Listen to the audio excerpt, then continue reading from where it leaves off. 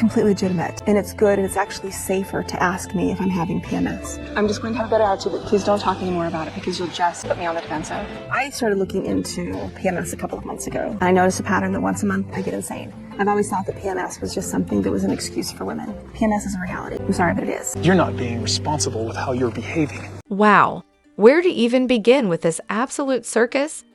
Let's talk about the cringeworthy moment in Season 8, Episode 3, when Christine was basically bullied by the entire group. And I'm just sitting here wondering how they couldn't see how messed up it was.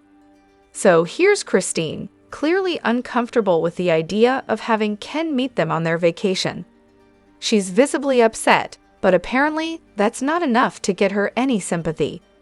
No, instead, Kody decides it's a great idea to dismiss her feelings entirely by saying, "You have PMS, and start taking responsibility for your actions." Because obviously that's the mature way to handle someone who's upset. Label her as irrational and move on. But wait, it gets better. Janelle, who knows Christine is uncomfortable around Ken, still goes ahead and asks about him. Like, why, Janelle? You were so aware of Christine's discomfort, but somehow thought it was a good time to bring it up anyway. Really? And don't even get me started on the rest of the wives.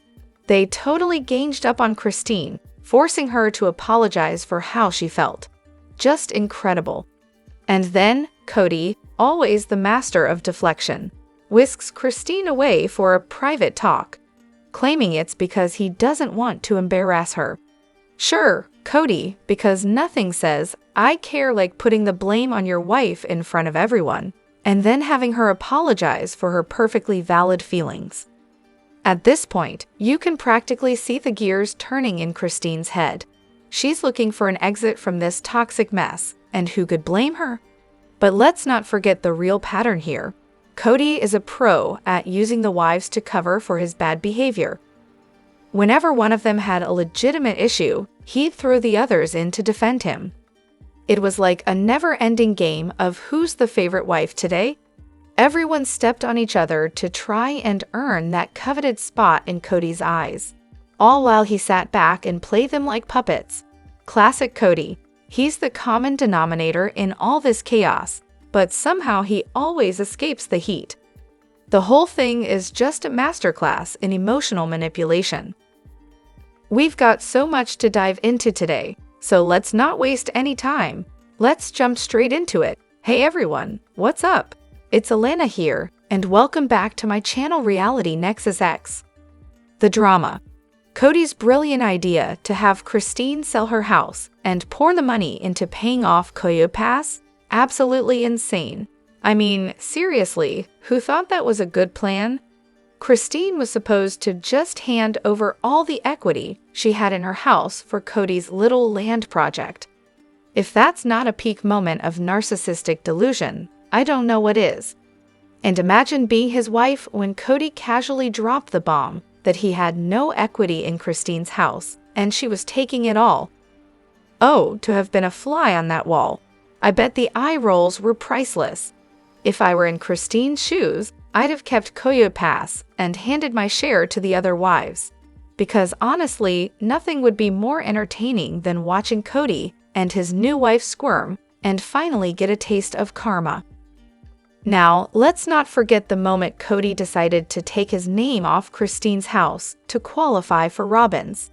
What a move!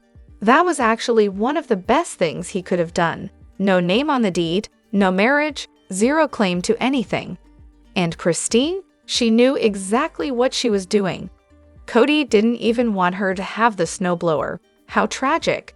Too bad, so sad. Kody's table scraps comment about Robyn is pure irony. In reality, Robyn has been the one getting all the perks. She ran family meetings, convinced the family to move to Flagstaff for her own convenience, received most of Kody's attention, and had a significant portion of the family's money and resources directed her way. She got an 11-day honeymoon, a larger portion of Koyo Pass, and even Kody's legal divorce from Mary, elevating Robyn to the status of legal wife. She had her own nanny, indulged in expensive hobbies, and made sure her children had Kody's full legal attention. Meanwhile, other wives were left juggling responsibilities and financial constraints. The truth is, Robyn isn't getting table scraps. She's been living like royalty, while Kody's been handing out the scraps to everyone else. Did anyone catch Kody sanding the picnic tables in one of the recent episodes? It was like watching a toddler try to use a chainsaw. He was grabbing random tools, sanding furiously for like 5 to 10 seconds, then moving across the yard, doing the same thing over and over. At one point, he was sanding the bottom of the table legs where there wasn't even any paint. Seriously, what was he doing? It's like he thought sanding random spots would somehow make the whole thing magically work. Classic Kody. And of course, he didn't bother wearing a mask or respirator while sanding. Health and safety? Nah, that's for amateurs. Instead, he used the kids as free labor, not teaching them a thing, just making them do the grunt work. All while planning to slap another coat of paint on next spring. Because who needs to actually finish a project properly when you can just wing it for another year? Oh, and surprise, surprise, the bottom of the table legs were totally rotten. Nice job taking care of those tables, huh? But hey, Kody's got it all under control, pretending to be some DIY expert when, in reality, most of his projects end up as total disasters. I mean, we've seen his skills with tree cutting, so it's no shocker the tables turned out just as badly. Then he casually admits that he only brought the kids along for free labor, nothing about teaching them anything. But later, he's all sentimental about how sweet it was to teach them how to paint a table. Right, because that's the life lesson they'll carry forever. Oh, and let's not forget Aries' budding naturalist phase, because why not throw in some random, unearned character development for good measure? It's almost like he's got a manic need to show off. In the first episode, he was practically giddy telling us he's a repeat offender of marriage. Maybe he's bored at Robyn's house and needs to make everything a spectacle. So he gets all excited, nearly kills himself cutting down trees and sanding tables, just for a little thrill. And of course, the whole family gets roped into the chaos because they need the extra cash for the older kids filming. It's all one big sloppy mess, and typical Kody at this point. The whole breastfeeding thing, let's just get this out there. It's a well-known fact that Mary nursed Madison when she was a baby because, surprise, she was failing to thrive. It's been talked about ad nauseum. So why are Christine and Janelle suddenly acting all dramatic? Like, oh no, we don't breastfeed each other's kids. That's a myth, ooh. Like really? Couldn't one of them just say, okay, Mary and I have our differences, but I'll always be grateful to her for stepping up and feeding my daughter. Is that too much to ask? Honestly, where's the justice for Mary in all this? Now, I don't think it was shade being thrown at Mary. It's just a response to a weirdly specific question. There's this rumor going around that they all sit in a circle, constantly swapping babies like it's some kind of daycare fantasy camp. But surprise, that doesn't happen. Mary herself said that she did it once, and only because it was medically necessary. Not for some weird bonding experience or to make it a fun little group activity. And then, of course, there's Robyn. She's the only one who's all smiley and giggly, saying, oh yeah, it happens all the time, like we're all supposed to believe her. Robyn, honey, tell me you're lying without actually saying you're lying. Go ahead, you first. It honestly gave me the impression that Tony thought there were multiple nursing moms just passing babies around in a circle, like it's some sort of breastfeeding relay race.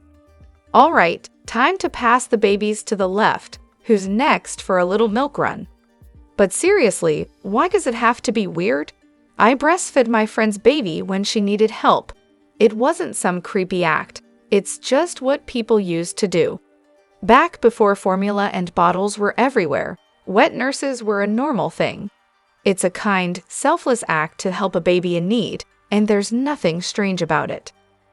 So I'm watching the episodes leading up to Solomon's birth, and let me tell you, Mary actually had closet space and clothes ready for Solomon. She was fully convinced that Robyn was going to let him stay at her house. I mean, it's so obvious Mary thought she'd have a much bigger role in Solomon and Aries' lives. It's honestly infuriating how manipulative Robyn was. She knew damn well that her overprotective, helicopter mom self was never going to let those kids stay with Mary or anyone else, for that matter. I'll never forget when Mary asked to take Solomon to Utah with her. Yeah, that was never going to happen. And now, Robyn and Kody are acting like the mantra is your kids don't like our kids. Well, maybe that's because Robyn kept them all separate from the other kids and wives. It's like those two can't stop spinning their web of lies, and it just makes my blood boil. Mary was clearly vulnerable, and Robyn swooped in, played her like a fiddle, and is still doing it. Look, I'm not a Mary stan, but at least she's real. She doesn't pretend to be something she's not. She takes people at face value, and I think that's what made her an easy target for Robyn, who has about 20 different personalities and no sincerity to back any of them up. Now let's talk about the Brown kids. They actually did accept Robyn's kids for the most part. The worst thing I've heard them say is that Robyn's kids cry over everything and get treated differently when they were raised to just shake it off. That's not mean, that's just reality. But no one ever listened to the Brown kids when it came to parenting. They were just told to shut up and deal with it. These kids were dealing with so much, moving, being thrust into the public eye, probably facing issues at school because they were on TV, adjusting to a new mom, new siblings, and losing time with their dad. Not to mention going back and forth between houses. It's honestly heartbreaking when you step back and realize what they went through. Robyn was all too eager to push this narrative that her kids were the victims, and even Mary called her out early on, saying all the kids were struggling. But Robyn, of course, just brushed that off. She never corrected herself. Instead, she kept pushing the "our kids are hated" story, telling them that while their family was babysitting them during their honeymoon time, constantly treating them differently, and keeping them out of the loop. There was even that episode where they were painting Kody's mom's house, and Robyn wouldn't let the kids climb a rock because she was screaming at them, panicking like they were going to fall off the face of the earth. She was dumping all her anxiety onto her kids and keeping them from integrating with the rest of the family. Robyn's parenting style is so different from the other three moms, and even Kody, who wants his boys to play in the dirt and be men. Robyn has no one to blame but herself for how her kids were isolated. If she just let them participate, maybe they wouldn't have felt like outsiders. So everyone's suddenly done with the show because of the new house, but Garrison's death? Nah, that's not enough to get you to stop watching. I'm honestly shocked by the number of people who've said this is the final straw, the thing that's going to end their loyalty to the show. Yet, when I posted something similar after Garrison's death, I got downvoted into oblivion. Got some seriously twisted morals if a new house is what finally pushes you over the edge, but Kody calling his kids jerks or a family member taking their own life, with the show referenced in the note, somehow didn't do it for you. I feel like what really has people upset is that Kody and Robyn just keep skating by, being terrible people, and yet they get rewarded for it.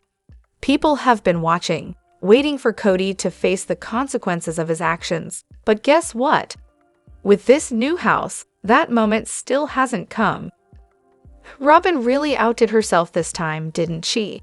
I could totally buy that she confirmed Kody's a woman hater, no shock there. But the gem she dropped next? Unbelievable. Apparently, Kody would line up a bunch of women and make a machine gun sound as they all got mowed down. Yeah, that's a normal thing to say. Just casually toss that out there, Robyn. No big deal. In Canada, we just marked the anniversary of the Montreal Massacre, where a man, so incensed that his ex moved on with her life, decided to walk into an engineering class, boot the men out, and shoot the women, screaming about them being a bunch of feminists. I can't imagine Robyn knows anything about that, but still, her little analogy? Not just tone-deaf but terrifying. Especially when you factor in Kody's very obvious love for guns. It's wild that she'd toss around something that dark when women and girls are being murdered all over the world, just because men can't stand them. But hey, Robyn's really just confirming what we already know. Kody's a woman hater. She's not even hiding it anymore. And speaking of Kody's charming personality, let's not forget when he told Suki that he'd punch people, meaning his other wives, in the mouth if they blamed Robyn for anything.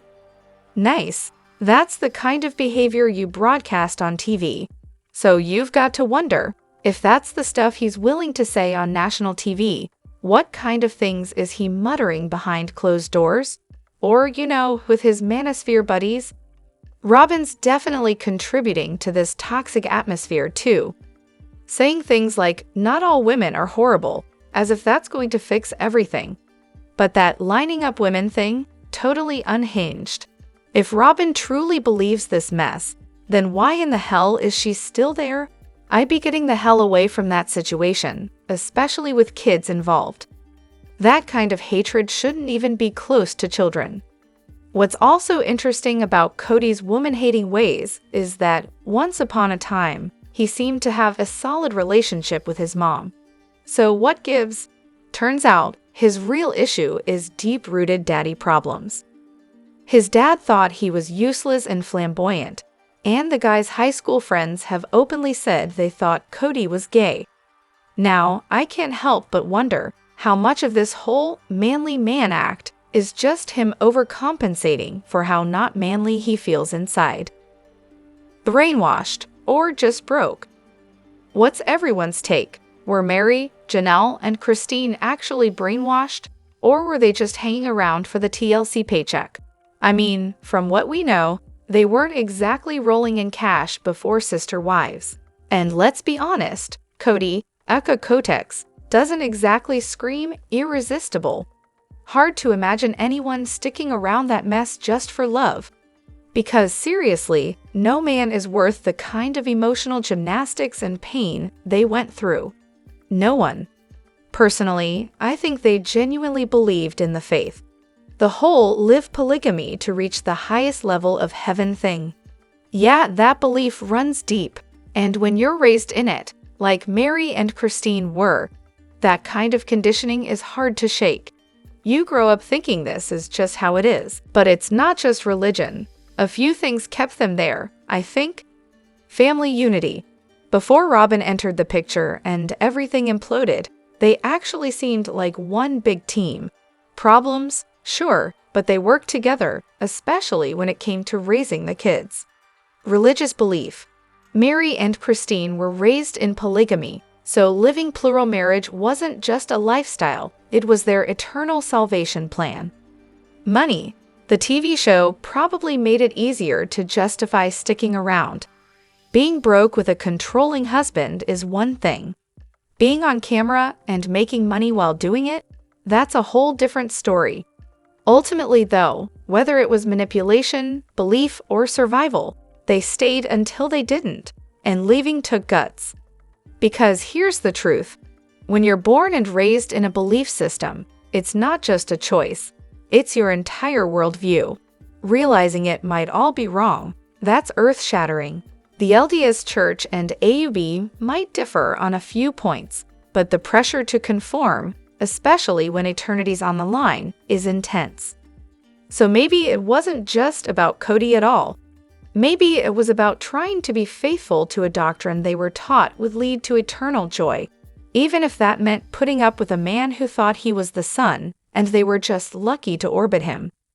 In the end, they got out. That's what matters. Let me know what you think in the comments. Don't forget to hit that like button and subscribe to my channel. I'll see you in the next video. Take care and much love to you all.